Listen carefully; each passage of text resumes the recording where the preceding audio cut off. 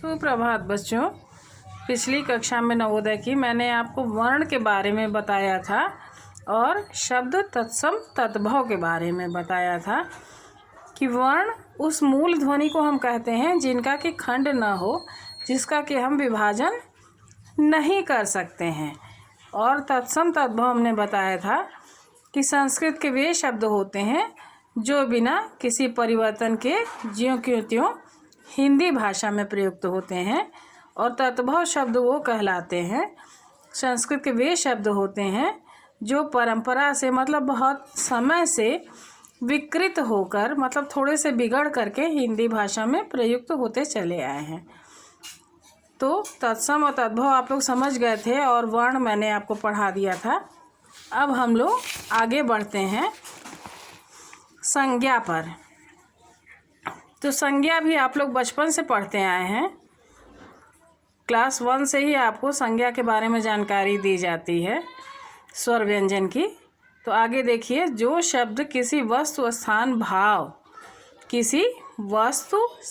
भाव तथा मनुष्य के नाम का बोध कराते हैं, ज्ञान कराते हैं, वो संज्ञा कहलाते हैं।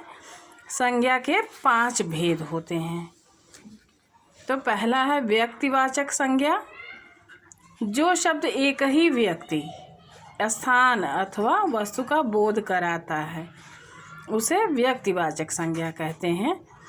व्यक्ति विशेष, स्थान विशेष अथवा एक वस्तु विशेष का ज्ञान कराता है वो व्यक्तिवाचक संज्ञा कहलाता है। जैसे राम, हरि, गंगा, पटना, दिल्ली, हिमालय आदि, ये किसी विशेष एक के बारे में बता रहा है। फिर है जातिवाचक संज्ञा। जिन शब्दों से एक जाति के सब पदार्थों का एक साथ समान रूप से ज्ञान हो जाए उन्हें जातिवाचक संज्ञा कहते हैं। उदाहरण के स्वरूप बालक, नगर, पर्वत, स्कूल, नदी, पहाड़ आदि। फिर है समूहवाचक संज्ञा। जिस संज्ञा से किसी वस्तु के समूह का बोध हो, ग्रुप का, एक से ज़्यादा लोग हों, उसे समूहवाचक संज्ञा कहते हैं। जैसे सेना, सेना में बहुत से व्यक्ति होते हैं। सभा माने असेंबली, उसमें भी ज़्यादा लोग होते हैं। गुच्छा माने बंच, फूलों का गुच्छा। समिति, वर्ग, दल, मेला आदि, ये सब जगह पर एक से ज़्यादा लोग होते हैं, उसे समूहवाचक संज्ञा कहते हैं। फिर है द्रव्यवाचक संज्ञा। जिस संज्ञा से किसी द्रव्य का बोध होता है या माप तोल वाली वस्तुओं का बोध होता है उसे द्रव्यवाचक संज्ञा कहते हैं। जैसे तेल, कपड़ा, अनाज आदि। फिर है भाववाचक संज्ञा। जिस संज्ञा से किसी वस्तु के गुण, धर्म, अवस्था आदि का बोध हो, किसी भी वस्तु के गुण का, उसके धर्म का, उसकी स्थिति आदि का बोध होता है उसे भाववाचक संज्ञा कहते हैं। जैसे बुढ़ापा, मिठास, शीतलता मतलब ठंडक, प्रसन्नता मतलब खुशी आदि।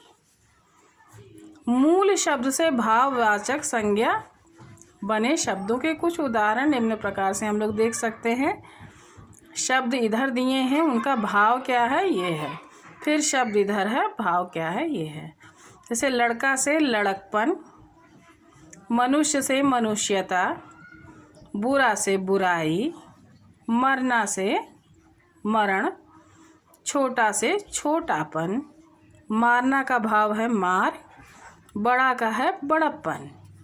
दास से भाव है दास्ता, लंबा से लंबाई, ढीठ से ढिठाई।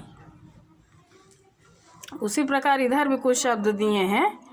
झूठा से झूठ, चलना से चाल, छोटा से छोटा, खोटा से खोटापन, मनोहर से मनोहरी या मनोहरता, मनोहारी।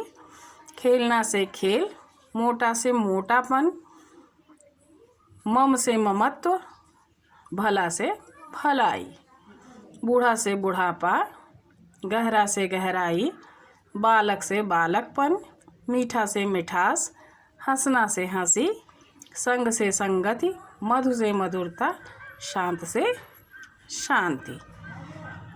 तो ये हो गया संज्ञा और संज्ञा के प्रकार। तो बच्चों आपको इतना समझ में आ गया होगा। फिर हम लोग आगे बढ़ेंगे।